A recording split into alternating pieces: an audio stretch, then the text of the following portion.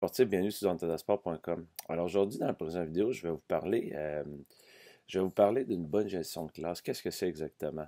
Dans le fond, c'est ça. Je vais vous expliquer qu'est-ce que c'est selon moi. Il n'y a pas des études scientifiques, mais c'est sur mon expérience. Donc, je vais vous partager c'est quoi exactement une gestion de classe selon moi qui est efficace. Je vais vous expliquer comment on fait ça. Et puis, je vais terminer le tout en vous donnant des exemples de ma façon de faire que j'utilise dans mon gymnase.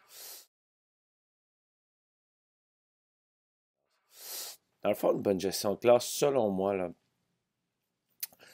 c'est de tout prévoir afin d'être paré à toute éventualité, puis surtout d'éviter le pire, c'est le désordre, évidemment, dans votre classe. Fait que dans le fond, c'est pour résumer ça largement, dans le fond, c'est un système d'encadrement de l'élève qui lui permet de pouvoir apprendre dans un cadre sécuritaire et en même temps, ça vous permet à vous et à lui de développer une certaine complicité et un respect mutuel. C'est selon moi, dans le fond, c'est ça pour moi une gestion de classe efficace, c'est d'être préparé à toute éventualité. Et en étant, dans le fond, j'aime la métaphore, c'est avoir une main de fer dans un gant de velours.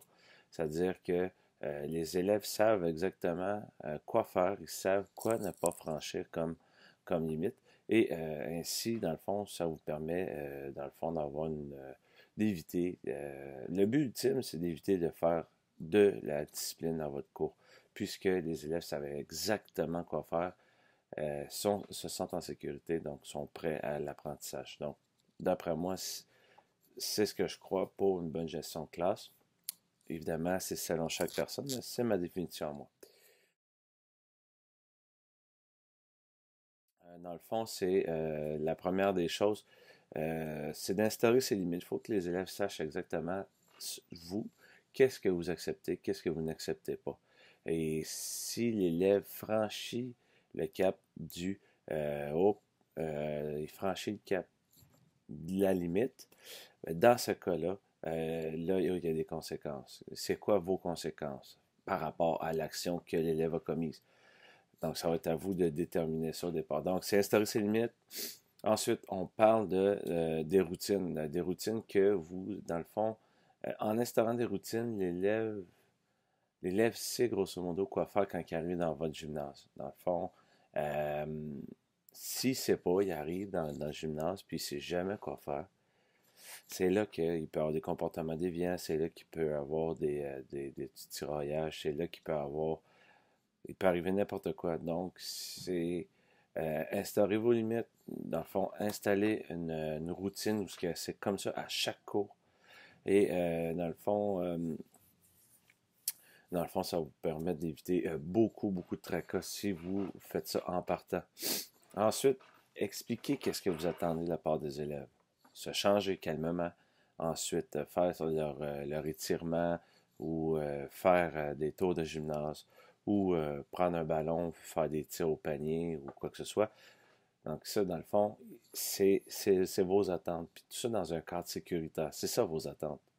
Vous voulez que l'élève puisse s'amuser tout en étant sécuritaire envers soi-même et envers les autres. Donc ça, c'est ça que vous attendez de la part des élèves. Les comportements adoptés, ça va du plaisir. Puis, dans le fond, c'est un respect mutuel. Dans le fond, c'est ça que vous espérez. Et surtout, développer aussi un lien de confiance entre vous et l'élève. Et entre eux, qui développent un lien de confiance entre eux aussi. C'est ça, d'après moi, qui va faire en sorte que votre gestion de classe va être au top.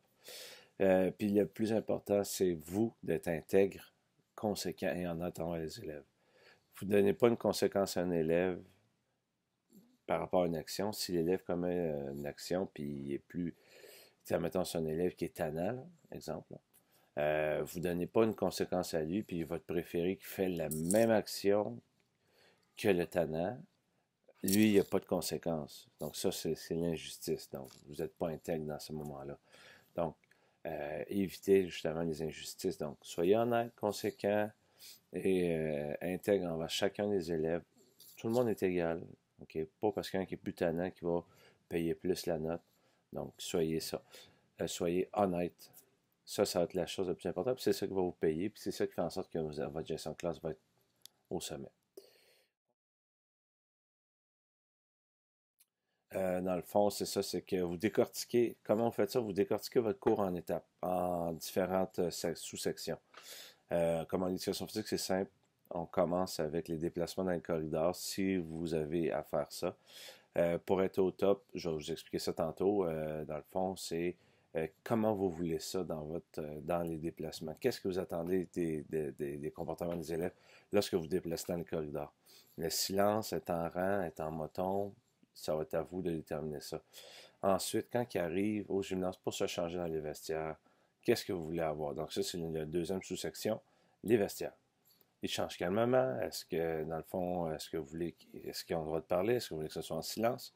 Est-ce que, dans le fond, qu'est-ce qu'ils font en pression avec leur linge? Est-ce qu'ils mettent ça dans un crochet? Est-ce qu'ils mettent ça dans un sac? Ça a l'air bizarre comme ça, mais des fois, les élèves, ils ne savent pas quoi faire. Ils changent le cela, puis ils rentrent dans le gymnase. Non, ils ont quelque chose à faire, c'est se changer, mettre leur linge dans le sac et mettre ça sur un crochet. Ça s'appelle les responsabiliser. Ensuite, qu'est-ce qu'on fait? C'est lorsque ils rentrent dans le gymnase, qu'est-ce qu'ils font? Les routines de début de cours. Parfait. Tour de gymnase, étirement. Ça peut être après ça, ils s'amusent avec leurs amis avec ballon de basket, ballon de soccer, ballon de chasseur, cerceau, corde accro, planche accro, dans le fond, etc., etc. Ça va être à vous d'instaurer une routine de début de cours. Vous sifflez, ils font quoi? Est-ce qu'ils viennent s'asseoir devant le tableau en moton? Est-ce que vous préférez que ça soit sur des lignes de classe? Parce que si vous avez deux groupes, moi j'utilise le terrain de volleyball, on s'assoit sur une ligne de 3 mètres au coup de sifflet, ils ont 10 secondes de s'asseoir. S'ils ne sont pas assis, ben, ils ont une conséquence. Donc ça va être à vous de déterminer, ça. C'est ça, justement. Là, après ça, le signal sonore. C'est quoi? Stop, coup de sifflet, deux coups de sifflet. Est-ce que vous utilisez, je ne sais pas, de la musique? Et lorsque la musique arrête, oh, les élèves savent exactement quoi faire, venir s'asseoir. Ça peut être stop 5, 4, 3, 2, 1. Ils sont assis. Donc, ça va être à vous de déterminer le signal sonore pour pouvoir parler ou commencer le cours.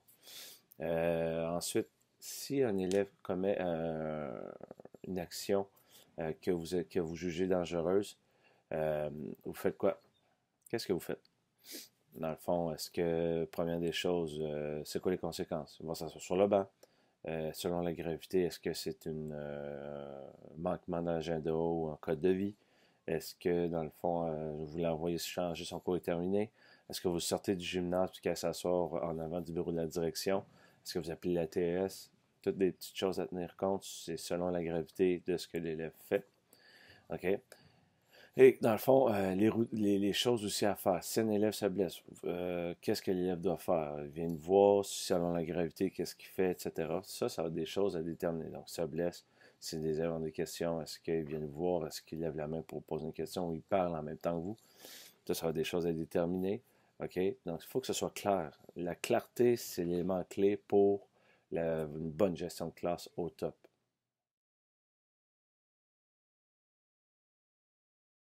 Au top.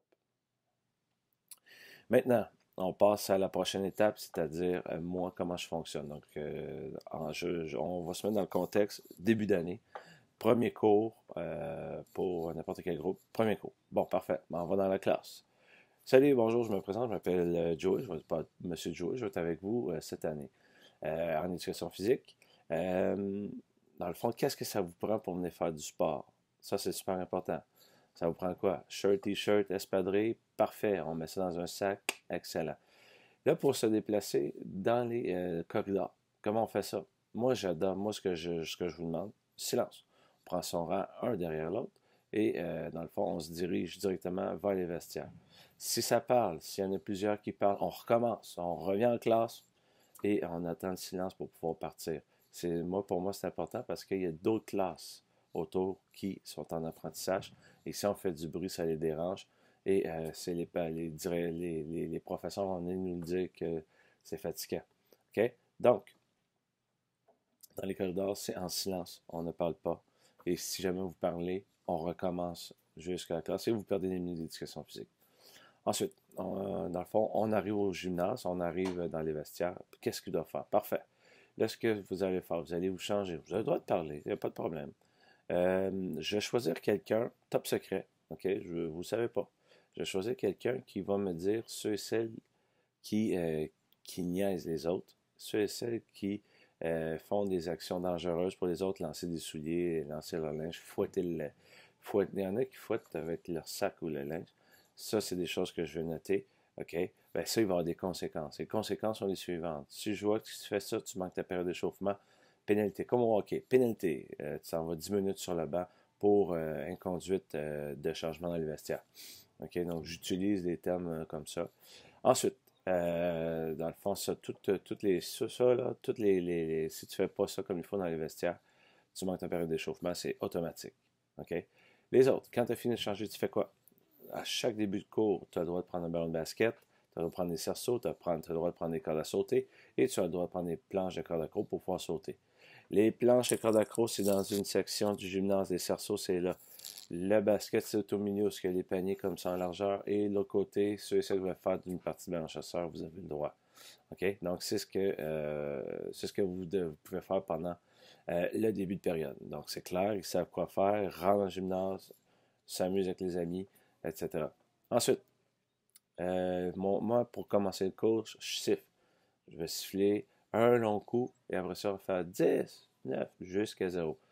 Tu as un décompte de 10 secondes pour aller ranger le matériel et t'asseoir dans le fond. Où est-ce qu'on s'assoit? Bonne question. On s'assoit. Moi, j'utilise les lignes de 3 mètres du terrain de volleyball. C'est dans le fond pour un groupe, l'autre groupe, ou sinon les gars, les filles de l'autre côté. Si vous êtes tout seul, moi, c'est ce que j'utilise. Donc, c'est coup de sifflet. Range ton matériel, tu as 10 secondes, 10, 9, et qu'est-ce que tu as fait quand tu as rangé ton matériel? Tu viens t'asseoir sur tes lignes de classe pour pouvoir commencer le cours. Tu parles en même temps que mon carton jaune, comme au soccer. Tu continues, dans le fond, après ça, tu arrêtes de parler, après ça, oups, je continue, tu continues de parler. Je donne un deuxième carton jaune, 2 cartons jaunes sur le banc pendant, pendant 5 minutes. C'est selon vous. Donc, moi, c'est 5 minutes. On va s'asseoir sur le banc 5 minutes. Là, je fais mes explications. Et ensuite, on les met en situation de jeu. OK? Moi, je mets l'accent surtout sur les consignes de sécurité. Donc, sécurité, dans le fond, on reste à l'intérieur du terrain souvent, les gymnases sont entourés du terrain de basketball. Donc, on joue à l'intérieur du grand rectangle noir. On ne pousse pas. Si tu pousses, qu'est-ce qui arrive? Automatique. Oups, 2 minutes, 5 minutes, pas 2 minutes, 5 minutes sur le banc pour rudesse ou tout ce qui est dangereux. OK? Donc, grosso modo, les élèves savent quoi faire, savent quoi ne pas faire. Donc, dans le fond, si tu pousses, tu dis des méchants mots envers les autres, tu te tirailles, automatique, 5 minutes sur le banc, sûr. OK?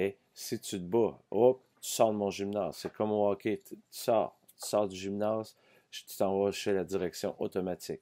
OK? Donc, pas de niaisage, ça c'est sûr et certain. Si je vois qu'il y en a qui s'insultent ou quoi que ce soit, je le regarde, c'est parfait, agenda, go! Là, on va chercher son agenda. Là, je mentionne dans son agenda qu'il a insulté d'autres élèves. Surtout si je l'ai entendu. Je ne l'ai pas entendu, ce que je fais, c'est que je réunis les deux personnes. Ils vont dans le coin, ils vont dans un coin du gymnase et règlent leur conflit. S'il y a des conflits entre deux élèves, ça, ce que je fais, c'est que je propose qu'ils aillent dans un coin, parlent entre eux autres, trouvent une solution. Okay? Ils ne reviennent pas sur le jeu tant qu'ils n'ont pas trouvé de solution. Quand c'est fait, ils viennent me voir les deux. Généralement, trouvent toujours une solution. Et après ça, on peut les remettre en situation de jeu. Donc, grosso modo, c'est la clarté. Il faut que les élèves sachent c'est quoi vos limites, qu'est-ce que vous autorisez, qu'est-ce que vous n'autorisez pas.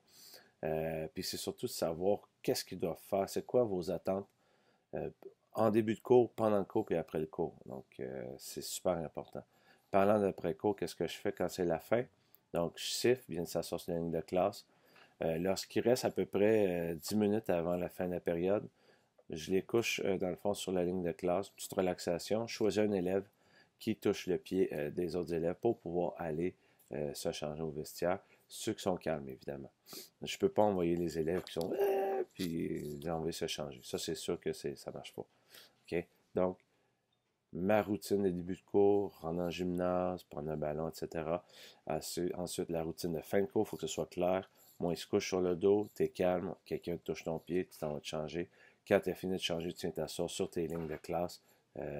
Puis là, on attend que soit le prof vienne te chercher ou c'est vous qui les reprenez pour aller se changer pour la récréation. Donc, il faut que, c'est ça, vos élèves connaissent votre routine, connaissent votre mode de fonctionnement. Si les élèves savent exactement ça, vous avez une gestion qui est au top. Et généralement, quand que vous êtes conséquent, la discipline n'a pratiquement pas à faire. OK? Donc, grosso modo, gestion de classe efficace, ça ressemble à ça, selon moi. Selon d'autres personnes, ça peut être différent, mais c'est selon mon expérience. Et ça, comment je fonctionne comme ça, si c'est clair, clarté, honnête, intègre, les élèves, généralement, vous le rendent bien et ça fonctionne super bien dans votre gymnase. Donc voilà, pour plus de détails, www.zontatasport.com. N'hésitez pas à laisser des commentaires si vous avez d'autres modes de fonctionnement ou si vous avez des questions par rapport à des choses qui ne sont pas claires. Laissez vos commentaires et ça me fait plaisir de pouvoir répondre à vos questions. Alors sur ça, je vous souhaite une excellente fin de journée et on se reparle super. Ciao, ciao!